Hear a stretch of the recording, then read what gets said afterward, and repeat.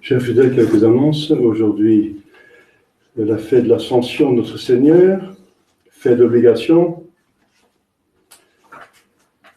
On commence par préférence la neuvaine de prière au Saint-Esprit, préparation de la Pâque, de la Pentecôte, selon la demande de Léon XIII. Demain, vendredi, de la Féerie, samedi, de la Sainte Vierge au samedi, dimanche après l'Ascension.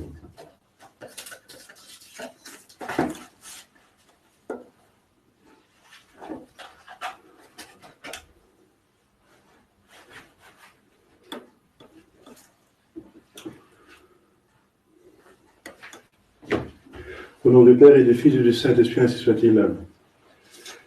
Chers fidèles, l'Ascension est la fin de la présence physique de Jésus-Christ sur terre. Donc c'est l'accomplissement de son incarnation, de son œuvre de rédemption, le point terminal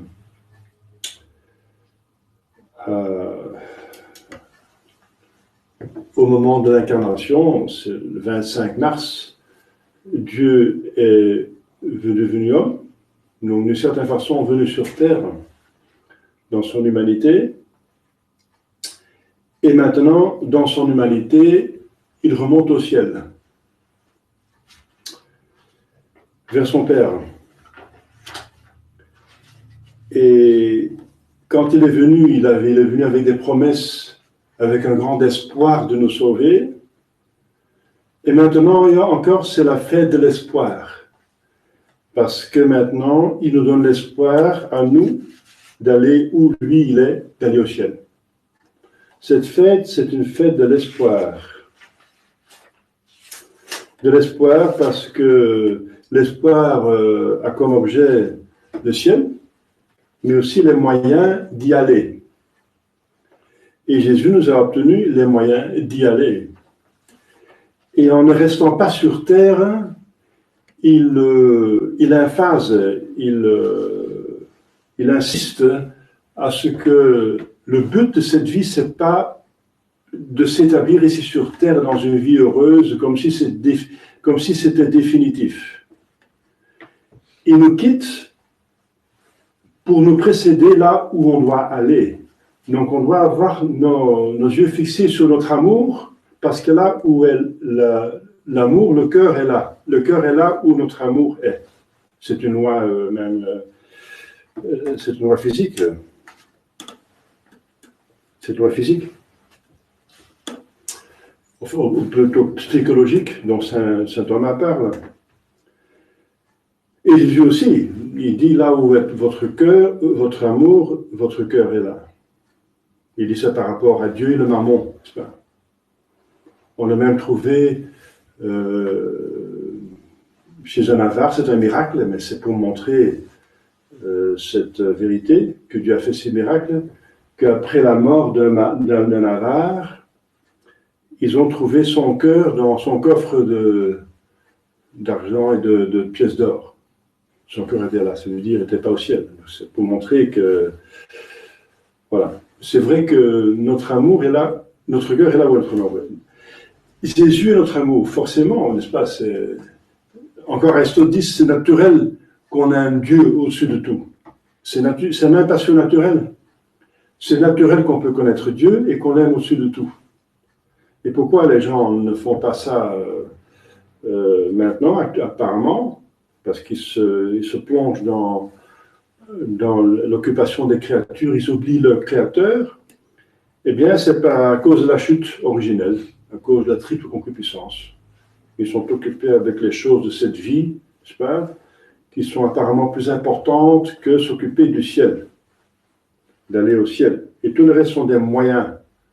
Ce ne sont que des moyens qu'on doit utiliser autant que pour autant qu'il nous amène à ce but, le ciel. Jésus va au ciel, il dit, c'est mieux pour vous que je m'en aille. Voilà. C'est mieux pour vous, ça veut dire mieux pour nous en vue de notre but, de notre bonheur. C'est mieux pour vous que je m'en aille. C'est très curieux. Eh bien, c'est pour que nous le suivons de cœur et de pensée avec la foi. On le suit avec la foi. On sait où il est par la foi. Il est à la droite du Père. Actuellement, il est là. Maintenant, à cet instant, il est là, à la droite du Père. Il est au ciel, corps et âme. Sa divinité n'a jamais quitté le Père, puisqu'il est avec le Père. Mais il s'agit de son humanité. Et il est là, et avec la foi, on le sait, avec notre amour qu'on a pour lui, il faut aimer Dieu de toutes ses forces, et son humanité est le moyen d'aller à Dieu. Donc il y a un double motif pour aimer Jésus, en tant que but et en tant que moyen. En tant que Dieu, il est le but de notre vie, avec le Père et le Saint-Esprit. Et en tant qu'homme, il est le moyen, il est la voie. Il a donné l'exemple dans son humanité, il a parlé avec sa bouche, n'est-ce pas, comment faire, il a prêché l'évangile, avec son cœur et son âme, il a souffert, il a ouvert le ciel, nous a mérité le ciel, c'est lui qui a payé les peines de l'enfer, que nous avons mérité avec le péché mortel, n'est-ce pas, et les péchés originels, tous les péchés. Il a ouvert le ciel avec son humanité. Donc son humanité est le moyen, n'est-ce pas, indispensable pour aller au ciel. Alors il y a une tension, une sainte tension que nous devons avoir par amour de Dieu et par amour de notre âme, qu'il faut avoir, aimer votre âme au-dessus de tout le reste, à part Dieu. Nous sommes obligés de devenir saints. Ça veut dire nous aimer, il faut un amour ordonné, ça veut dire vouloir aller au ciel, être heureux d'aller au ciel. C'est un amour impéré par Dieu. Voilà. Et le péché mortel, ce n'est pas un amour de soi-même. C'est se donner, c'est se haïr soi-même, c'est se amener soi-même en enfer. Le pécheur pense qu'il se fait du bien, mais il se fait un grand mal. Donc c'est l'incompréhensibilité du péché, n'est-ce pas? L'irrationnel, l'absurde du péché, surtout le péché mortel, mais tous les péchés, finalement. Donc il y a une sainte tension entre Dieu en tant que but qu'il faut aimer, c'est lui qu'il faut aimer au-dessus de tout, mais forcément, puisque Dieu est un esprit, il faut le moyen indispensable, c'est l'humanité de Jésus-Christ. Jésus dit à Philippe, Philippe qui demande « Montrez-nous le Père et ça nous suffit ». Alors Jésus dit « Mais Philippe, il y a si longtemps que tu es avec moi, tu ne comprends pas que si tu m'as vu, tu as vu le Père. » Voilà. Donc son humanité, c'est le moyen pour s'élever à Dieu. Donc son humanité est indispensable, mais il ne faut pas s'arrêter à son humanité non plus. C'est pour ça qu'il dit à Sainte Marie-Madeleine, ne me touche pas, il vaut mieux pour vous que je m'en aille. Donc il ne faut pas s'arrêter, un moyen, c'est comme j'ai dit dimanche dernier, c'est quelque chose qu'on utilise et puis on lâche pour aller au but, c'est un moyen, donc si on lâche jamais le moyen, on n'arrive jamais au but. Hein? J'ai donné l'exemple d'aller de Bruxelles à Anvers, il faut passer par Malines. Et Malines, c'est un moyen pour aller à Anvers, puisque c'est la ligne droite, c'est la ligne plus courte. Hein? Eh bien, si vous restez à Malines, vous n'arrivez jamais à Anvers, mais il faut bien aller vers Malines, si vous êtes à Bruxelles, pour aller à Anvers. Mais il ne faut pas rester à Malines, sinon vous n'allez jamais à Anvers. D'accord? Donc, voilà. Le moyen, c'est un but intermédiaire, mais il faut, à ce moment, à un certain moment, il faut le lâcher. Mais le but, il ne faut jamais le lâcher. Il ne faut jamais lâcher Dieu. Oui. Mais il faut lâcher d'une certaine façon, à un certain moment, l'humanité de Jésus-Christ pour mieux s'unir à sa divinité. C'est ce qu'il dit à Sainte Marie-Madeleine, etc. Vous comprenez? C'est très important de le comprendre parce qu'il faut tenir les deux bouts, n'est-ce pas? Et à un certain moment, il faut lâcher l'humanité de Jésus-Christ, mais pour aller au but, l'humanité de Jésus-Christ est indispensable. il faut étudier Jésus-Christ, il faut lire les évangiles, il faut penser à ce qu'il a fait pour l'imiter. On doit imiter Jésus-Christ. C'est la voie illuminative qui illumine notre voie, c'est la lumière. Alors, comment imiter Jésus-Christ si on ne le connaît pas? Donc, il faut l'étudier, on trouve dans les évangiles, dans l'explication des évangiles, il y a saint Thomas d'Aquin a résumé le commentaire des pères d'Église sur les évangiles. Ça s'appelle la chaîne d'or, hein, Catena Aurea. Eh bien, Ludolphe, avec un L, pas Rudolphe, mais Ludolphe le Chartreux a fait la même chose à la Grande Vie de Jésus-Christ. C'était la télévision des gens pieux dans le Moyen-Âge. C'était je ne sais pas combien de tomes, ça dépend de l'édition, de la Grande Vie de Jésus-Christ, expliqué par Ludolphe le Chartreux, qui était un Chartreux, mais qui a été dominicain, donc un excellent théologien et un mystique. Donc c'est magnifique, n'est-ce pas? Et après seulement, je vous conseille éventuellement, si vous avez lu ça, ce qui est plus important, vous pouvez aller à des mystiques comme des voyantes comme Catherine d'Eméric, Maria Valtorta, non, pas Valtorta, Maria Agreda, qui est acceptée par l'Église. Maria Valtorta n'est pas acceptée par l'Église. Les livres de Maria Valtorta, les visions qu'elle a eues sur Jésus-Christ sont condamnés par l'Église parce qu'ils sont en contradiction avec les évangiles sur plusieurs points. Voilà. Mais je dirais ça plutôt en dernier lieu, d'aller chez les voyants, n'est-ce pas? Aller d'abord chez la révélation de Dieu, et ensuite la révélation privée. La révélation, au sens strict, c'est un peu plus importante que le reste, bien sûr. Voilà, donc c'est le mystère de l'ascension. Jésus qui monte au ciel pour accomplir les prophéties. Ascendit Deus in jubilo, dit David, n'est-ce pas? Déjà 1000 ans avant la venue de Jésus-Christ. Ascendit super celum celi ad orientem.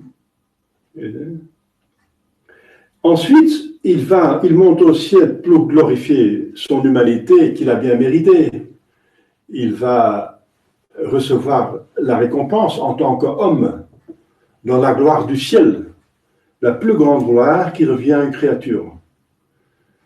Jésus aura la plus grande gloire, bien sûr. C'est lié, n'est-ce pas, autant qu'on a mérité, le ciel est tel qu'on a mérité sur terre. Et il a beaucoup mérité, Jésus-Christ. Et pour nous rouvrir vraiment les portes du ciel fermées depuis le péché de nos premiers parents, pour nous y préparer notre place. Il dit, je pars, vado, parare vobis locum. Je pars pour vous préparer une place. Donc, il nous donne l'espoir. Il ne va pas seulement pour se glorifier soi-même, se glorifier, mais c'est pour nous. C'est pour nous qu'il s'est fait homme, c'est pour nous qu'il est mort, c'est pour nous qu'il monte au ciel. Pour nous préparer une place et pour être l'avocat auprès de son Père, parce que le diable nous accuse auprès de son Père. Il nous accuse, c'est notre accusateur. D'abord, il nous séduit, il nous mène vers le péché, et ensuite il dit, regarde, tu as péché, toi. Il va nous accuser vers le Père, hein. C'est typique. Jésus, c'est notre avocat, il fait le contraire, il nous évite de pécher, et quand on a péché, il va nous, si on est contrit, il va nous payer la dette. Et auprès du Père, il va montrer, il a gardé ses plaies. Il a gardé ses plaies pour les montrer à son Père, pour faire l'office. Il est allé au ciel pour continuer son œuvre de prêtre, et même par excellence. Parce qu'à chaque messe, n'est-ce pas? À chaque messe, c'est Jésus-Christ qui s'offre. Moi, je suis qu'un prêtre instrumental, comme tout prêtre catholique. Mais le vrai prêtre, c'est Jésus-Christ. Donc c'est Jésus-Christ qui fait la liturgie. Mais où est-ce qu'il est? Il est au ciel. Donc dans le ciel, il fait la liturgie que nous faisons sur terre. Parce que c'est lui qui vient à un moment de consécration sur l'autel. C'est lui. Le prêtre dit c'est mon corps, mais c'est le corps de Jésus-Christ. Donc Jésus-Christ dans le ciel, il fait une liturgie devant son Père. Eh bien, il montre à chaque fois ses plaies. Il dit voilà, j'ai mérité. Vous voyez ce que j'ai mérité, n'est-ce pas, avec ma mort. Et il obtient du Père toutes les grâces qu'il applique ici et maintenant par la messe, qui est un sacrifice avec Golgotha. Un seul sacrifice, dit le Concile de Trente. Le sacrifice sanglant est un et le seul sacrifice que toute messe qui est le sacrifice non sanglant. Ça fait un. Parce qu'à la messe, je répète, Jésus-Christ montre ses plaies qu'il a versées il y a 2000 ans pour ici et maintenant demander des grâces au Père qu'on a besoin pour des gens qui sont ici et maintenant. Et pour réparer, pour commencer, tous les péchés mortels qui se font à chaque instant, n'est-ce pas? À chaque instant, il y a des avortements qui se font, des euthanasies, des péchés de toutes sortes, n'est-ce pas? On a presque 8 milliards de personnes sur Terre. Malheureusement, il y a pas mal de péchés. Et à chaque fois, une messe donne une réparation infinie, puisque c'est le calvaire qui devient présent. Il faut bien rendre compte. Donc, mais c'est pas le prêtre n'est seulement un instrument, n'oubliez jamais ça, n'est-ce pas? Qu'il n'y a qu'un instrument là. Et c'est ça que Jésus-Christ est allé faire au ciel. C'est pour ça qu'il va aller au ciel, parce qu'il va faire cette liturgie dans le ciel. L'Église est une, elle est unie. Donc, la messe qui se fait sur terre se fait aussi dans le ciel. Et il va au ciel, pour finir, n'est-ce pas, pour, comme il dit, nous envoyer l'Esprit Saint. Parce qu'il convient qu'une seule personne divine ait la priorité de présence sur terre. D'abord, le Père a créé, il a destiné l'homme pour le ciel. Et puisqu'il a un péché, c'est la deuxième personne qui est venue sur terre pour nous sauver, nous sortir du mal.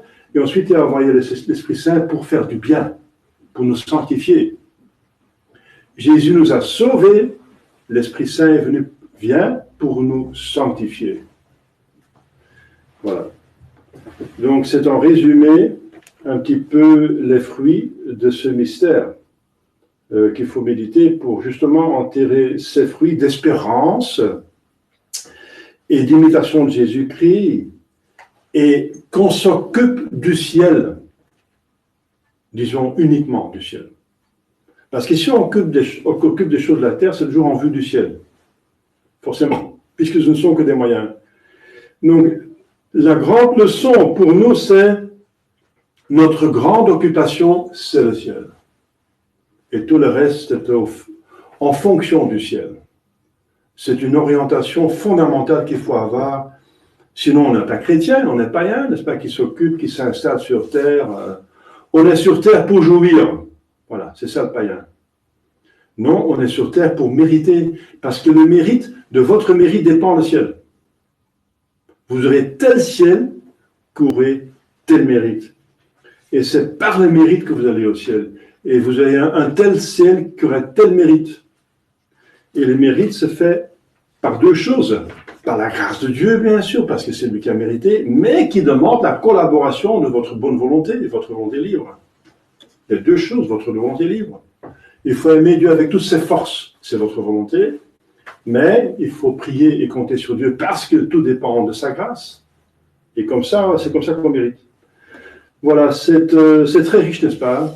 Cette liturgie donne la grâce, ces grâces d'espoir et d'imitation de Jésus-Christ et de l'effort, n'est-ce pas, d'avoir notre vue, la foi dans le ciel et notre cœur dans le ciel. Notre amour est dans le ciel. Alors on va y aller plus vite, plus efficacement.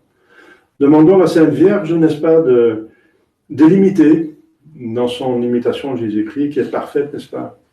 Et elle est là toujours pour nous aider avec les grâces, les conseils pour bien faire toutes choses. Au nom du Père et du Fils et du Saint-Esprit, ainsi soit-il.